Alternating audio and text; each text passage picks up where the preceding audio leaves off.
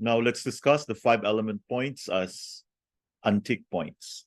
The 5-element points are the oldest of the energy balancing points. For a very long time in the past, acupuncture was used mostly as symptomatic treatment. As the understanding of TCM deepened and the meridian system developed, it was thought to be possible to actually influence the quantity and the nature of the energy by using needles. It was at this stage that the antique points were used. The reason why these points are all on distal parts of the limbs was to help the Chinese healers treat the women in the emperor's court. Apparently, they were not permitted to see these women, and the women had to have the arms and legs extending through an opening in a curtain for needling. This way, the healers could also feel the pulses of their patients before and after treatment to ascertain they were improved. The antique points were called by names of waterways such as well, spring, stream, river, and sea. The points at the fingers or toes were the well points. These were said to be superficial points to access an organ system.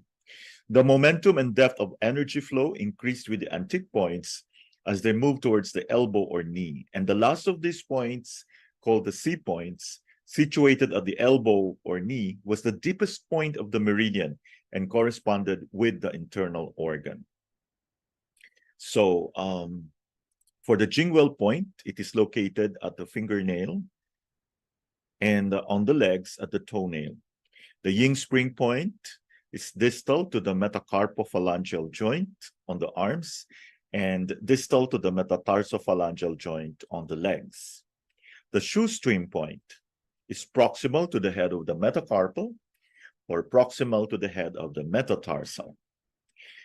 Jing River point is at the wrist joint and at the ankle joint, and the Husi point at the elbow or at the knee.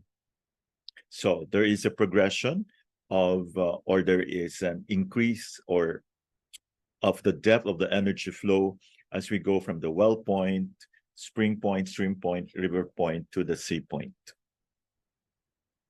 So here, as you can see, it's all with their corresponding elements, okay? So as we use all the 5 points, the 5-element points.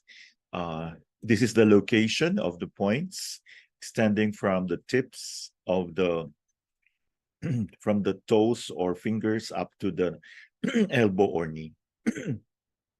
In yin meridians, the well point is the same as the wood point. The energy then follows a full round and flows into the sea point, which is also the water point.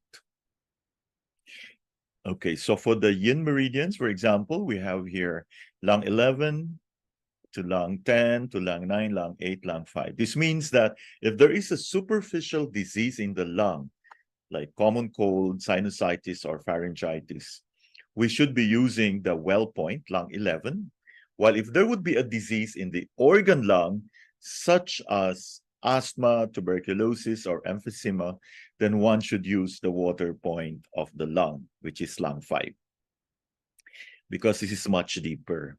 Even in the case of bleeding therapy, one must bleed lung 11 for treating dry cough and perform venous bleeding at lung 5 in case of pneumonia.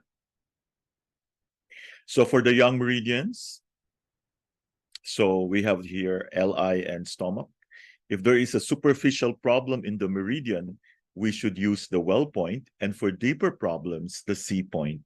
And for problems in the intermediate areas, the points in between. As an example, for herpes or inflammation of the lips, the well point stomach 45 should be used. And for stomach pain or vomiting, we use stomach 36. The points in between may be used for esophagitis or achalasia and spasm of the esophagus.